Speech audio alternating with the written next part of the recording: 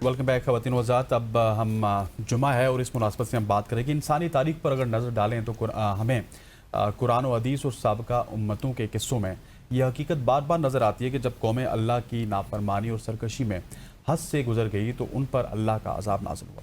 कभी वो अज़ाब ज़लज़ले की शक्ल में आया, कभी सख्त आंधी और तूफ़ान की सूरत में, और कभी आसमानी बिजली ने कौमों को ख़त्म कर दिया, और कभी तूफ़ानी पानी ने सब कुछ बहा दिया। कौम नूह की बात की जाए तो उन पर तूफ़ान आया और पूरी ज़मीन पानी में डूब गई।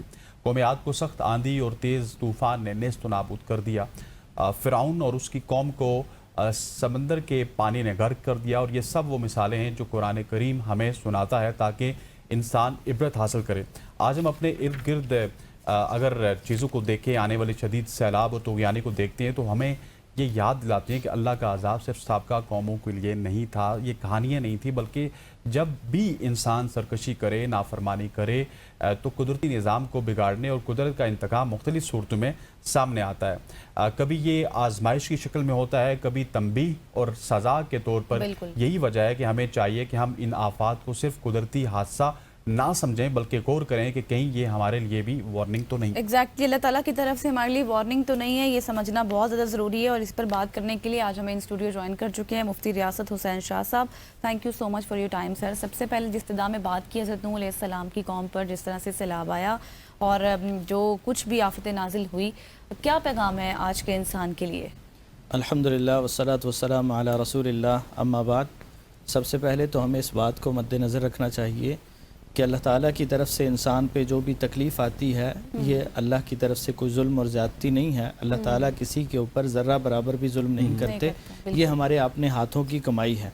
और कुरान मजीद में अल्लाह ताला बारहा इस बात का तज़किरा फरमाते हैं। कहीं फरमाया ज़हर अल-फ़साद फ़िल बर्रि वल बहरि बिमा कसबत ऐदिन नास, कि बर्रो बहर में, खुश्की और तरी में फ़साद फैला हुआ है इंसानों के आमाल की वजह से, उनके हाथों की कमाई की वजह से।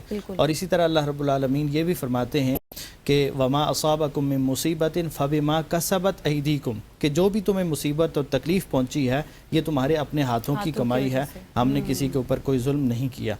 और फिर अल्लाह ताला जब इंसान को उसके गुनाहों का और उसके बदआमालियों का नतीजा देते हैं तो वो भी कुछ थोड़ा बहुत होता है। वयाफ़ु अन कसीर, अल्लाह ताला ज़्यादातर गुनाहों से तो दरगुजर फरमा रहे होते हैं, कुछ न कुछ इंसान को चखा रहे होते हैं। वलनुज़ीक़न्नहुम मिनल अज़ाबिल अदना दूनल अज़ाबिल अकबर, अल्लाह ताला फरमाते हैं कि हम लोगों को बड़े अज़ाब से पहले छोटे छोटे अज़ाबों में मुब्तला करते हैं ताकि ये उनके लिए तंबीह हो जाए और वो इससे बाज आ जाएँ और इससे रुक जाएँ। अल्लाह ताला जब किसी कौम को किसी मुसीबत में मुब्तला करते हैं तो उससे निकलने के रास्ते भी होते हैं उनके पास। अल्लाह ताला कुरान मजीद में उनका भी तज़किरा फरमाते हैं। आपने नूह अलैहिस्सलाम की कौम का ज़िक्र फरमाया तो नूह अलैहिस्सलाम की कौम वो थी जिन्होंने अल्लाह रब्बुल आलमीन की बंदगी को छोड़कर बुतों को और अपने बनाए हुए इलाहों को अपना माबूद बना लिया था।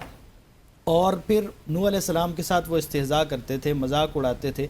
जब नूह अलैहिस्सलाम कश्ती बना रहे थे तो वो मजाक उड़ाते और इस्तेहज़ा करते नूह अलैहिस्सलाम के साथ कि यहाँ तो पानी नहीं है, तुम किस पे इसको चलाओगे, कैसे चलेगी, कहाँ चलेगी। तो फिर अल्लाह ताला ने वो वक्त भी दिखाया कि जब वो कश्ती जो खुश्की पे बनी थी और तैयार हुई थी, अल्लाह ताला ने उसे चलाया और उन लोगों को पानी में गर्क किया। और आप देखें नूह अलैहिस्सलाम 950 साल तक अपनी कौम को तौहीद की दावत देते रहे, लेकिन वो वद, सुआ, यगूस, यऊक, नसर, इन 5 माबूदों की इबादत करते रहे। अल्लाह रब्बुल आलमीन की बंदगी को उन्होंने छोड़ दिया। और ये वो कौम थी कि जिनमें सबसे पहले शिर्क का आगाज़ हुआ, जिन्होंने शिर्क का आगाज़ किया, अल्लाह रब्बुल आलमीन की बंदगी के अलावा इन गैरों को अपना माबूद और इलाह बनाया। तो अल्लाह ताला ने उनको पानी के अंदर गर्क कर दिया। हत्ता कि नूह अलैहिस्सलाम का अपना बेटा भी उनमें मौजूद था, नूह अलैहिस्सलाम की बीवी भी उनमें मौजूद थी। नूह अलैहिस्सलाम अपने बेटे को बुला रहे थे कि आ जाओ हमारे साथ कश्ती में सवार हो जाओ, लेकिन वो नहीं आया तो अल्लाह ताला ने उसको भी गर्क कर दिया। अच्छा मुफ्ती साहब, आज के हालात को आप इसी नज़र से देखते हैं? बहुत सारे लोग इसको कहते हैं ये क्लाइमेट चेंज की वजह से हो रहा है, बाकी तो कोई मसले मसाइल नहीं है। देखिए, ये जो असबाब पैदा होते हैं ये असबाब असल में हमारे अपने अमाल का नतीजा होते हैं। हम इसके का इनकार नहीं करते कि इसके पीछे ज़ाहिरी असबाब भी होंगे, साइंसी असबाब भी होंगे, लेकिन इसके पीछे वजह क्या बनी है वो हमारे अपने अमाल बने हैं। और अल्लाह ताला ने جب ہمارے اعمال کے نتیجے میں ہمارے اوپر یہ مسلط کیا ہے تو ہمیں اس کو اپنے لیے اللہ کی طرف سے ایک وارننگ سمجھتے ہوئے اللہ سے استغفار اور توبہ کرنی چاہیے، اللہ سے معافی مانگنی چاہیے. اور اللہ تعالیٰ کا وعدہ یہ ہے، اللہ تعالیٰ قرآن مجید میں فرماتے ہیں وَمَا كَانَ اللَّهُ مُعَذِّبَهُمْ وَهُمْ يَسْتَغْفِرُونَ کہ جب تک یہ لوگ اللہ تعالیٰ سے استغفار کرتے رہیں گے تو اللہ ان پہ عذاب مسلط نہیں کرے گا.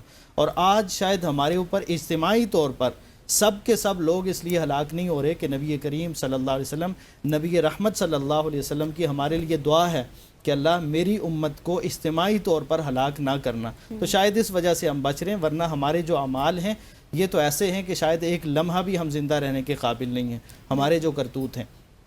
اور پھر جب تکلیف انسان پہ آتی ہے تو اسے یہ سمجھنا چاہیے، دیکھیں تکلیف جب آتی ہے تو یا تو وہ عذاب ہوتی ہے یا وہ آزمائش ہوتی ہے. آزمائش ہوتی ہے. لیکن ہم نے کرنا کیا ہے، ہمارے اوپر جب اپنے اوپر تکلیف آئے تو اسے اللہ کی طرف سے عذاب سمجھیں تاکہ اللہ کے قریب ہوں اور اللہ سے معافی مانگیں. اور جب کسی دوسرے کو عذاب اور تکلیف میں دیکھیں تو اس کو آزمائش سمجھیں تاکہ اس کے بارے میں بدگمان نہ ہو جائیں. ہمارا معاملہ اس کے برعکس ہے. ہم کیا کرتے ہیں جب تکلیف آتی ہے اپنے اوپر تو ہم کہتے ہیں اچھا اللہ تعالیٰ نے آزمائش ڈالی ہے، کوئی بات نہیں، صبر کریں گے تو اللہ اجر دے گا. یقیناً صبر تو ضروری ہے. مفتی صاحب آپ کا بہت بہت شکریہ، تھینک یو سو مچ. خواتین آزاد مفتی ریاست حسین شاہ صاحب ہمارے ساتھ موجود تھے. آج کی صبح کی سوچ سے اتنا. انشاءاللہ آپ سے منڈے کو ملاقات ہوگی. مجھے غزل اشرف کو اور ہماری پوری پروڈکشن ٹیم کو اجازت دیجیے. اللہ حافظ.